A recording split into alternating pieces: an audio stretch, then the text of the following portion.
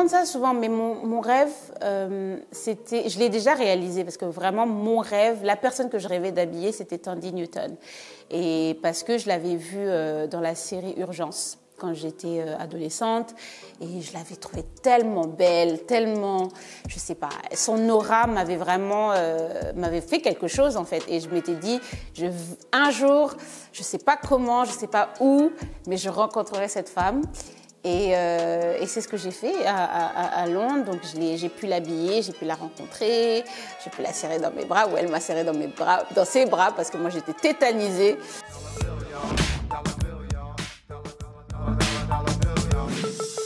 Je m'appelle Tina Lebondi et je suis la rédactrice en chef de SMB Magazine et aussi la créatrice et styliste de la marque Tina Lebondi.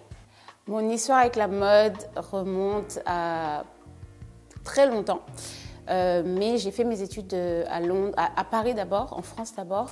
Et puis en 2019, je suis partie à Londres pour apprendre l'anglais, mais finalement je suis restée. J'ai intégré the London College of Fashion, qui est l'une des plus grandes écoles de mode à Londres. Ça m'a beaucoup plu, donc j'ai décidé de me lancer en tant que créatrice de mode pour moi-même. Donc c'est comme ça vraiment que j'ai débuté. Donc j'ai fait beaucoup de défilés à Londres, mais aussi à l'étranger. Donc j'en ai fait pas mal. Chaque année, je faisais la Fashion Week d'Afrique du Sud, par exemple.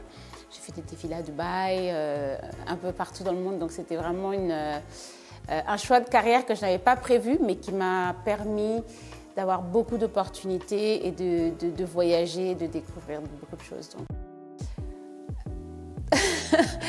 Je ne sais pas si elle était refoulée, mais c'est une passion que, en fait, j'ai grandi dans un village. Donc, c'est pas être dans la mode, c'est pas vraiment un métier, je dirais que auquel les gens pensent tout de suite. On ne pense pas que c'est un métier. Je me suis jamais imaginée être dans les médias ou être à la télé, rencontrer des célébrités, tout ça. Pour moi, le métier de la mode, c'était plus vraiment travailler dans une usine, créer des collections qui seront en boutique. Donc, j'avais pas vraiment une idée de comment cette industrie fonctionnait, à part ce que j'avais dans la tête.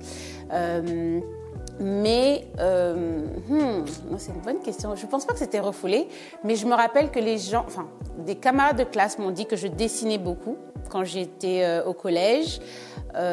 Donc je pense que j'aimais déjà la mode depuis très longtemps, mais je n'envisageais pas ça comme un métier en fait. Je voulais être écrivain à la base, mais ma famille a dit non. J'ai habillé pas mal de célébrités. C'est vrai que les premières célébrités que j'ai pu habiller, c'était à Londres. Comme j'ai dit, je ne m'y connaissais pas. Donc, quand ils m'ont approchée, c'était leur agent qui m'avait approchée. Pour moi, c'était juste deux personnes qui voulaient porter mes vêtements. Je n'avais pas aussi compris où elles allaient le porter, clairement. Mais c'était pour l'une des plus grandes cérémonies de récompense des séries télé à Londres, et c'est vrai que je regardais pas la télé, donc vraiment j'étais complètement, on va dire, ignorante sur ce sujet. Et donc ces deux célébrités sont venues chez moi, elles ont choisi les modèles, on a choisi les tissus, on a fait les essayages et tout ça. Et quand elles ont porté les vêtements, donc il y a à ce fameux tapis rouge, qui s'appelle d'ailleurs les British Soap Awards, le lendemain, mes vêtements étaient partout dans la presse. Donc c'était vraiment toutes les médias mainstream de Londres, donc comme les Voici, Vogue et tout ça, c'était vraiment partout. Et c'est là que j'ai commencé à avoir des coups de téléphone. Tina, tu es là, Tina, tu es là. Et j'avais pas réalisé parce que je connaissais pas en fait. Donc c'était, je crois que c'est comme ça vraiment que ça a commencé. Ça m'a un peu poussée dans un monde que je ne connaissais pas du tout et que j'ai dû découvrir sur le tas. Ça fait un peu peur parce que je me suis dit, j'étais pas prête en fait techniquement à habiller autant de monde. J'étais pas prête, j'avais pas une équipe, je travaillais avec une couturière que j'avais engagée peut-être 2 semaines avant seulement. Après, ce qui est arrivé, c'est que j'ai eu une commande d'une boutique qui m'a commandé, je crois, 50 robes. Et ça a été la panique vraiment pendant 1 semaine parce que je devais trouver l'équipe avec qui j'allais faire ces 50 robes. Et il y en avait qui étaient avec un matériel de wax. Et on sait bien que le wax est fait pour l'originalité. Donc, trouver autant de tissus pour faire 50 robes, ça a été un vrai challenge. Donc, mais heureusement, j'ai managé en trouvant des couleurs différentes de ce wax. Et la boutique a accepté. Donc, j'ai pu faire cette fameuse commande de 50 pièces qui était ma toute première. Mais qui est vraiment arrivée grâce à la couverture médiatique que j'ai eue avec ces deux personnalités qui avaient porté mes robes à l'époque. Mon univers et mon inspiration à l'époque venaient beaucoup des femmes qui m'ont élevée, donc ma grand-mère, ma maman, mes tantes, etc.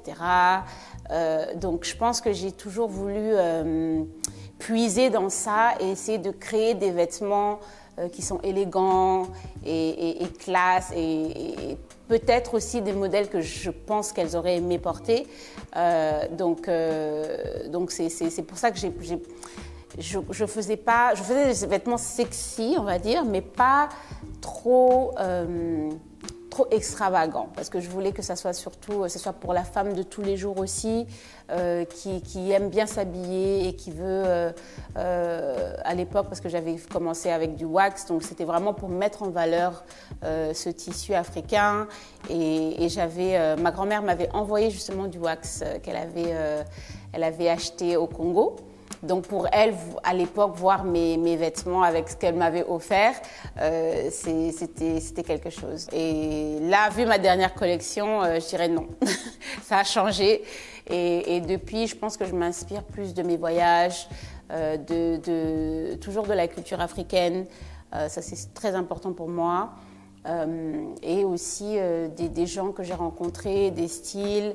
Moi, je regarde beaucoup de films, donc c'est vrai que les vêtements que je vois aussi dans les films, les costumes, m'inspirent dans ce que je fais. On me demande ça souvent, mais mon rêve, je l'ai déjà réalisé, parce que vraiment, mon rêve, la personne que je rêvais d'habiller, c'était Thandie Newton.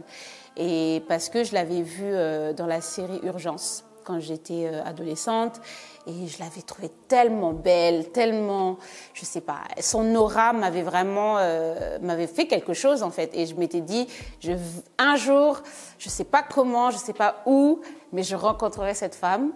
Et c'est ce que j'ai fait à Londres. Donc j'ai pu l'habiller, j'ai pu la rencontrer, j'ai pu la serrer dans mes bras, ou elle m'a serré dans ses bras, parce que moi j'étais tétanisée. Mais depuis, honnêtement, j'ai pas une personne Non, c'est pas vrai. Rani Mukherjee. Donc elle va pas regarder ça. C'est une actrice indienne que j'adore depuis des années. Je vais dire Rani Mukherjee. Donc vraiment, si un jour quelqu'un écoute ça et qu'il lui parle, je veux habiller Rani Mukherjee, dont je suis fan depuis des années. J'ai regardé tous ses films. Et voilà, elle, je pense que c'est mon rêve ultime. Si je peux habiller cette actrice-là, je pourrais prendre ma retraite. Qu'est-ce que c'est d'être une créatrice femme et africaine ? C'était un grand challenge, parce que le premier challenge, ça vient de notre entourage. C'est d'abord la famille qui très souvent s'oppose à ce rêve d'être créatrice ou autre. Et c'est vrai, comme je l'ai dit tout à l'heure, moi je n'avais aucune idée en fait d'où ça me mènerait, même que j'irais d'ailleurs vivre à Londres, etc. Je n'avais pas anticipé ça, mais j'étais déterminée à rendre ma vision réelle. Donc je pense que c'est ça qui m'a poussée à réaliser ce que j'ai fait jusqu'à aujourd'hui. Et ça, c'est une force que, on va dire, les femmes ont. C'est cette habilité de créer et de se motiver soi-même. Je pense que, en tout cas, l'avantage pour moi, être une femme africaine, c'est un grand avantage. Parce que de notre petit âge, on nous apprend à être autonome et à être forte et à se débrouiller. Ce que j'appelle être street smart, parce que ça, c'est pas tout le monde. Donc, mais je pense que les femmes africaines, elles ont vraiment ça en elles, en fait. Elles ont cette force qui est innée qui nous aident à accomplir beaucoup de choses. Au-delà de tout ce que j'ai déjà réalisé, je pense que mon rêve le plus grand, si Dieu le veut, se réalisera cette année. Parce que ça fait quelques années que je travaille sur des scripts, sur des films qui parleront d'histoire africaine. Et cette année, donc, on est en préparation pour un film qui sera tourné au Congo, les deux Congos, donc Kinshasa et Brazzaville. Et donc, ça sera notre premier long métrage pour une audience internationale. Donc, on part pour une distribution aux États-Unis, etc. Donc, on ne veut vraiment pas se limiter à l'Afrique francophone ou à la France. On a une vision vraiment pour toucher les Africains de la diaspora et ceux qui sont sur le continent. Donc je pense que là, en ce moment, mon rêve, c'est ça, c'est que ce film se passe bien. Il est en très bonne route. Déjà par rapport à la préparation, les acteurs, les gens qu'on a confirmés. Donc je pense que là, ça sera un autre rêve. Et je pense que c'est ça aussi le but de la vie. On a des rêves quand on est jeune, mais c'est au fur et à mesure, on doit update. C'est comme quand vous mettez un nouveau software dans votre iPhone, et ben c'est la même chose. La vie, c'est à un moment, vous allez atteindre vos buts ou pas, mais il faut toujours essayer d'en avoir de nouveaux et essayer de se challenger pour faire plus.